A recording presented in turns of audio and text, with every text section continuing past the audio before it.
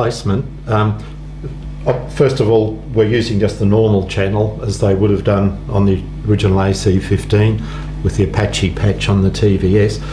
What I'll do though is get Gary just to pluck a note.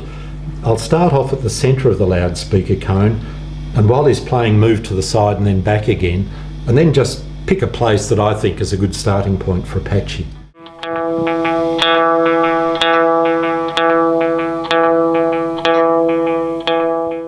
Okay, so hopefully you will have heard a difference as I move from the centre of the cone out to the edge, and it being a lot brighter here than there.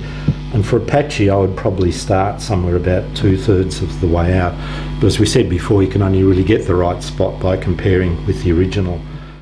So that's roughly our setup for the raw recording for Apache. So we'll now just get Gary to play a few bars.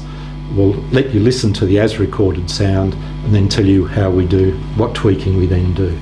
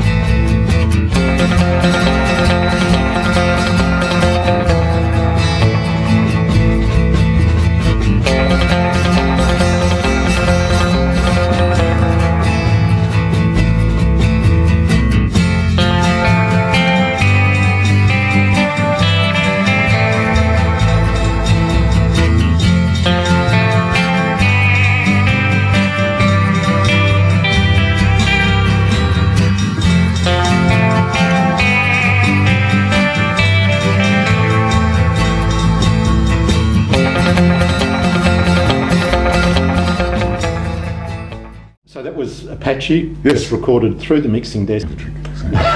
No equalisation, bit of red wine, Yes. nothing else at all. Yeah. When we then, and of course that was mixed with the backing track so you could hear the combined thing. Yeah. When we compared that with the Shadows original, Yeah. the core tone was clearly there. Yeah. So we had a good basic setup. Yeah.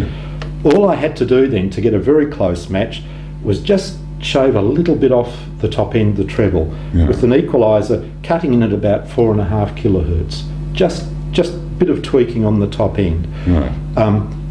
Because I had the cut control on the TVS, that was already trimming off the bottom end. Mm-hmm. If you weren't using that, in your equaliser you'd cut off everything below about 150 hertz. And that's it, folks. That was our recording of Apache. So I'll now just play for you a little segment of Apache with these tonal adjustments made. No added reverb, no compression. Right. And then we'll just do a quick A-B comparison with the Shadows original.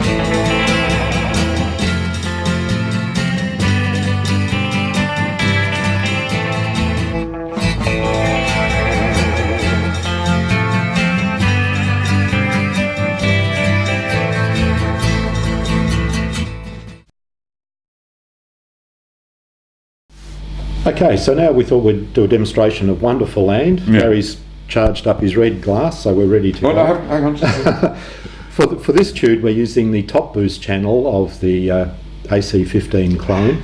Yeah. And the tone control settings, if you imagine each knob is calibrated from 0 to 10, yeah. the cut control is on 5, about halfway along. The bass control is about 2, it's cut back. The treble control's about 5. So that's our starting point for getting this together. Yeah. As before with Apache, we've done a lot of experimenting with microphone positions. I've actually still got my speaker box marked with some masking tape where we recorded this, and it's just off to the centre of the loudspeaker, as you'll now see.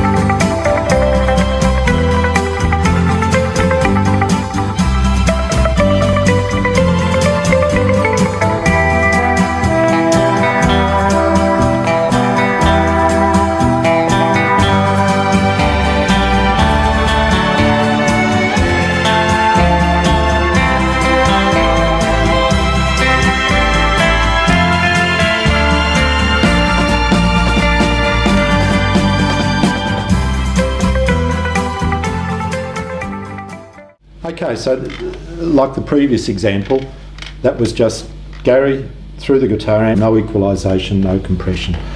And again, that core sound is there, we believe, and it's necessary. You can't get it by tweaking after the recording. Yeah. Again, one of the difficulties with a tune like this is the echo and how important that is. Yeah. And it took us a couple of takes to start getting it at the right level. It sounds too much when you play by yourself, but when you embed it in the mix, in fact, it's about the right level. Yes. And one of the tests is you should just be able to hear it behind the notes in the main melody. It should just be there. If it's prominent, it's too loud. If it's not there, the notes sound dead. Yes. And then it will come out nicely in that damped section as well. We found, a bit like Apache, that the top end was just a little bit too bright. Maybe we didn't have the top cut back enough on the amp. Maybe Hank used his tone control. I don't think he had a tone control. He probably didn't know on the bridge in those days. So again, we just gave it a little bit of equalisation.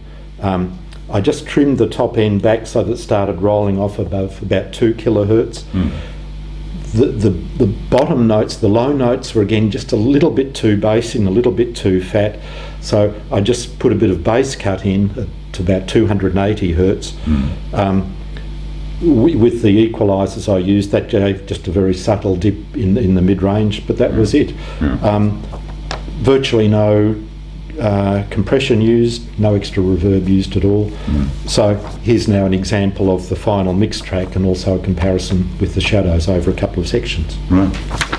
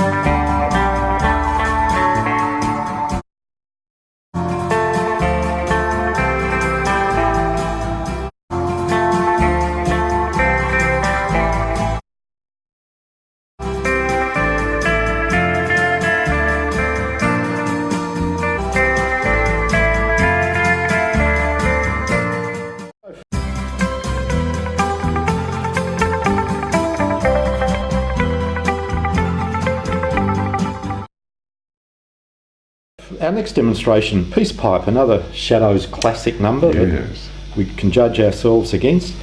Top boost channel on the amp again, similar to Wonderful Land, but with the bass even further off now, around about Really? 1 Okay. on my scale of settings.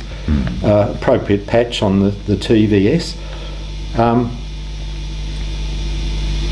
Microphone position. For Peace Pipe, we found it a bit hard to get that lovely sort of ringing mid-range in it. And what we found is it's best with the microphone, in fact, on axis for this particular song. That will give a fairly bright sound when you hear the as recorded track. Yes.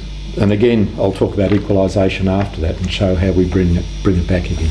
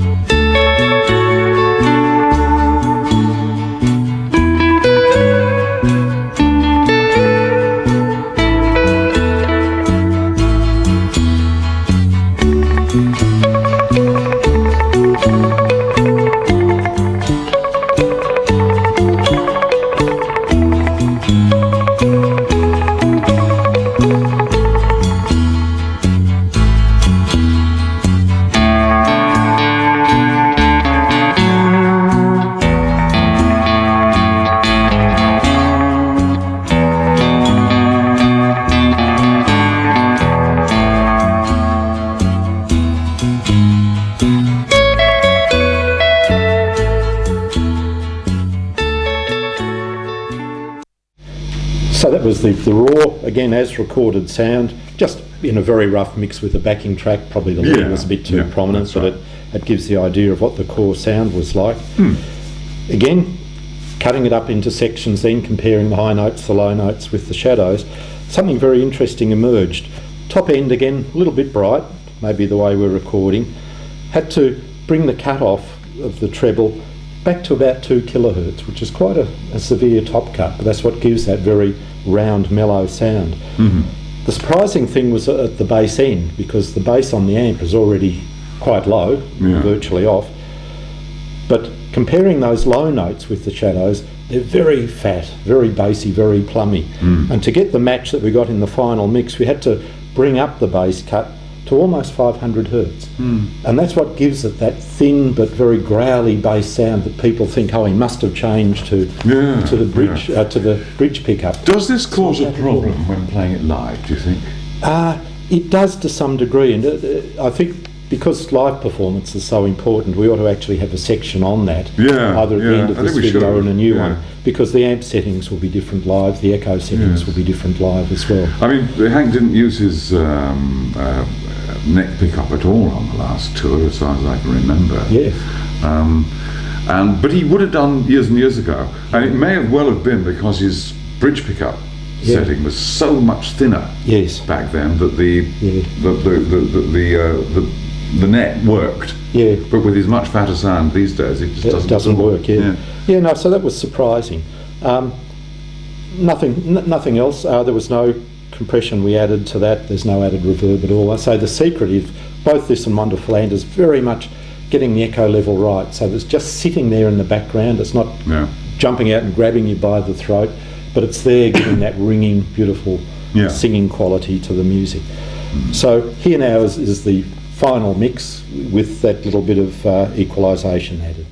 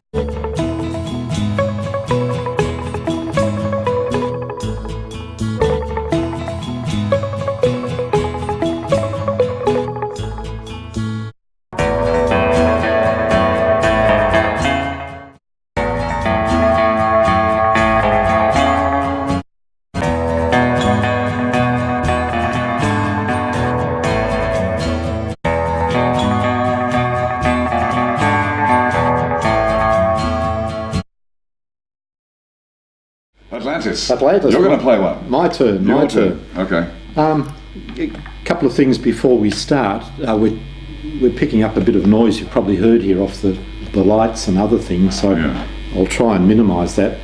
But also for this setting, the top boost channel on the amp is set up quite differently. The bass is fully up, the treble is fully up, and the top cut is nearly fully off. This was the About first time the 9 Shadows actually used this particular configuration, wasn't it? Yes, and on the gear sheet we talk about setting 1 and setting 2 for the top boost amps. Yeah. Wonderful Land and Peace pipe were examples of setting 1. Yeah. We've got the controls as we described. This is typical of setting 2, which they used a lot in that later period, Yeah. leading into the Burns era. And it starts to give a Burnsy sort of a sound. The reason for that, as I described earlier on, with the bass and treble fully up, you get a very sharp dip in the mid-range, and that's what gives this sort of very characteristic nasally sound. Yeah. The microphone for this one we found best was on axis. Yeah.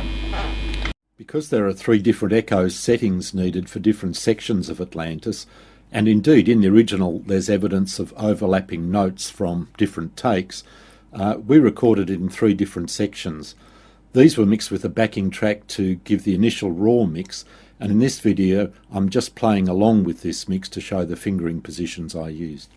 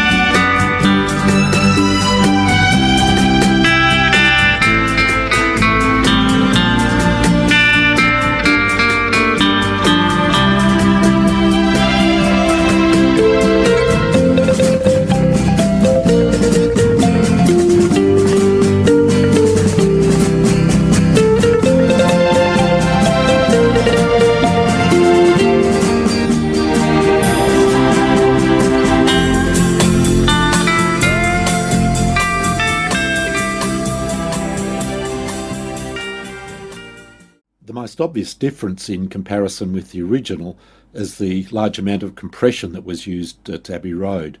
We managed to replicate this quite well with the Fairchild compressor plug-in using the 0.2 millisecond attack and 300 millisecond release times. Also, a comparison of the recorded sound file with the original indicated that the top end was a bit bright, requiring some top cut at about 2.5 kilohertz. The upper bass was also a bit thin, and so a small amount of boost was applied at around 365 Hz, giving the following final mix.